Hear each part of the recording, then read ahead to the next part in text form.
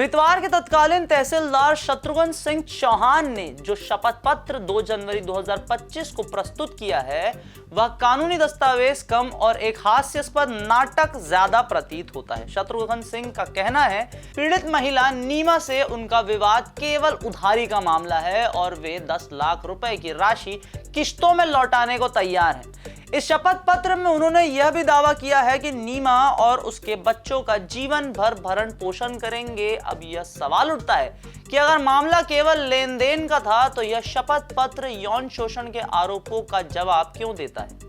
शायद तहसीलदार साहब को यह एहसास हो गया है कि मामला बिगड़ सकता है, इसलिए उन्होंने पहले ही शपथ पत्र में अपनी जिम्मेदारी निभाने की बात कह दी है। अब क्या है पूरा मामला, क्यों तहसीलदार अपना ही शपथ पत्र देकर फंसते नजर आ रहे हैं, करेंगे सभी जानकारी आपसे साझा। नाम हमारा आशीष गुप्ता, आप देखना शुरू कर चुके हैं INS24/7 डिजिटल।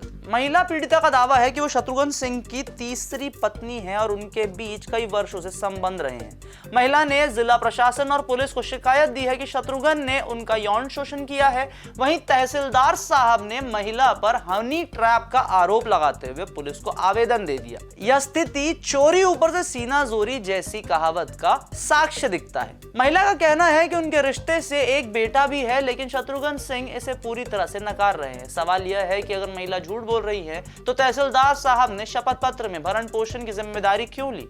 मामला केवल उधारी का होता तो यह पारिवारिक ड्रामा क्यों खड़ा होता। मीडिया सूत्रों के हवाले से बताया जा रहा है कि शत्रुघ्न सिंह की कथित पत्नियों की संख्या भी चर्चा का विषय बनी हुई है। पीड़िता ने दावा किया है कि शत्रुघ्न सिंह की 4 पत्नियां हैं। जी हां, आपने गलत नहीं सुना है।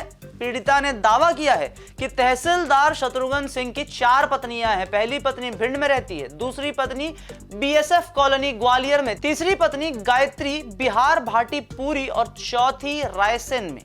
अब अगर तहसीलदार साहब की बात मानी जाए तो उनकी 4 नहीं केवल 1 पत्नी है, लेकिन मजेदार बात यह है कि हर विवादित मामले में एक नई पत्नी का नाम सामने आ जाता है। यह कहानी फिल्म के पटकथा जैसी लगती है, जहां पर नए अध्याय में एक नया ट्विस्ट बार बार आता रहता है।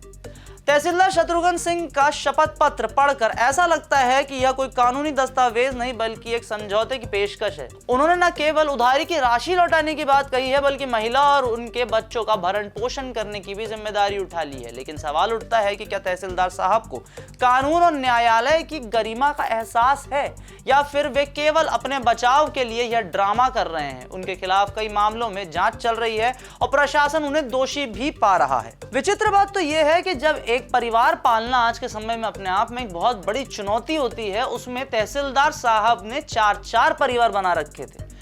अब यह भी एक सवाल उठता है कि 4 परिवारों का भरण पोषण पालन करने के लिए क्या तहसीलदार साहब की एक नौकरी काफी थी या फिर तहसीलदार साहब 4 शादियों के साथ भ्रष्टाचार के किसी मामले में भी लिप्त थे। वापस खबर पर आके आगे देखते हैं। शत्रुघ्न सिंह चौहान का पूरा मामला ये साफ साफ दर्शाता है कि वे सच्चाई से कोसों दूर हैं और केवल अपने बचाव के लिए हर संभव प्रयास कर रहे हैं। पीड़िता का आरोप है कि तहसीलदार ने उनका यौन शोषण किया है और अब अपनी जिम्मेदारियों से भाग रहे हैं। वहीं शत्रुघ्न सिंह का कहना है कि महिला झूठ बोल रही है।